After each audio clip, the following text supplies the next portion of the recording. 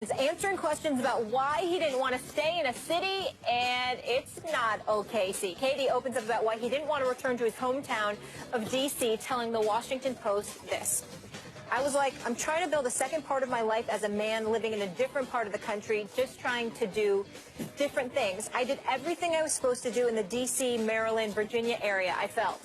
Now it's time to do something new. I didn't want to come back. That's just my thought process behind it. It had nothing to do with basketball, the fans, the city. It was just like, all right, that part of my life I've conquered already. What's next? Stephen A. I'm nervous by this face I'm getting. What does this say about KD? It says he's not entirely truthful. I'm not calling him a liar, because I don't think that anything that he said he was lying about, except for one part. Nothing to do with basketball? I don't believe that. Many, many people I have spoken to in the NBA don't believe that. A matter of fact, whereas I can totally understand and empathize with his position, because going to Washington itself and being home, taking requests, people in your face, everybody bothering you, it's like a second job with all the stuff in the community and beyond. I mean, my Lord, he'd have no peace if he went home. That's fair. But I'm telling you, as somebody who covers the NBA, that there are many people who believe that Kevin Durant wants no part of an Eastern Conference team, because he doesn't want to have to he doesn't want to have to face LeBron until he absolutely positively has to, which would mean in the finals. He doesn't want to face LeBron before the finals. They believe that had a lot to do with him not ending up in Miami. They believe that had a lot to do with him not ending up in Washington. They believe that had a lot to do with him not ending up in a bevy of places. Now, Kevin's on a different, he's in a different place. I don't really mess with him. You see what I'm saying? Cordial respect for I move on. You do you, I do me. Because you do your job and I'm going to do my job. But I am telling you that there are people who have religiously stated, and they stated it from the time that it was rumored that he wanted to leave Oklahoma City. They said, Stephen A., don't even think about him going to the Knicks. Don't even think about him going to Miami. Because remember, Hassan Whiteside was willing to take about $4 million less so Pat Riley would have the numbers available to give KD the max. Thereafter, what Dwayne Wade would have done is, even if they had to go over the luxury tax to keep the championship squad intact, with D-Wade, with a KD, with an Hassan Whiteside, with the rest of the crew, with the Goran Dragic of the world and others that they had in place, you bring D-Wade back.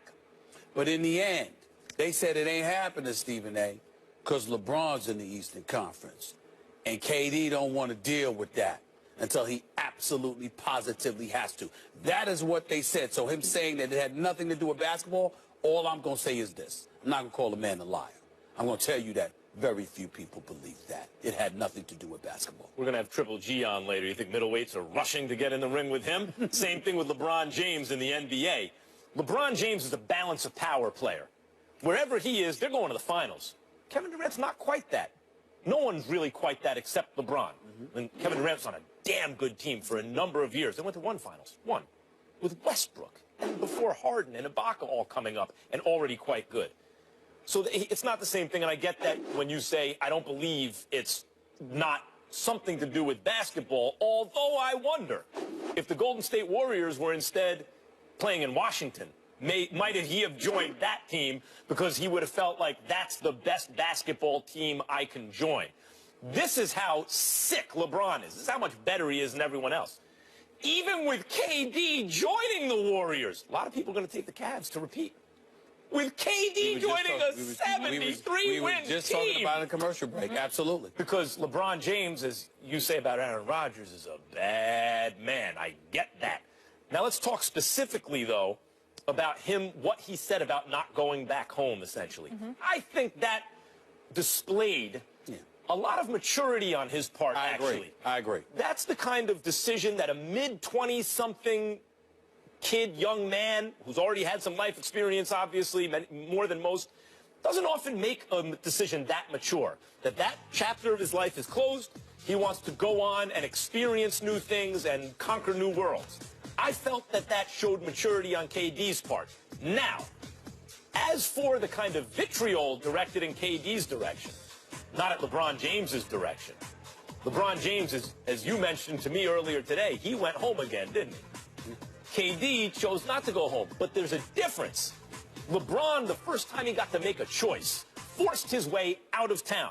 You can't choose where you're drafted. You're drafted where you're drafted. You got to stay there really for between 6 and 7 years. But he had also committed to Cleveland because he re-signed and signed with them for the first 7 years of his career. He didn't have to stay there long. But so few, when you really look at that, no one, how many players who are superstars ever leave before, after the 5 years? They all, or 3 or 5 years, they all stay because there's so much more money to be made if you stay in place. Really, it's in year 6 where you can force your way out of town. That's when we see player movement. LeBron forced his way out of town. The second decision he made was to go back home. Let's not forget, this is KD's first decision. It's the first time he gets to choose, and as LeBron was vilified, so is KD. Doesn't mean he'll never play in Washington. I don't know that means he'll never play in Washington. It means the first time he got to choose, he didn't choose to go back home.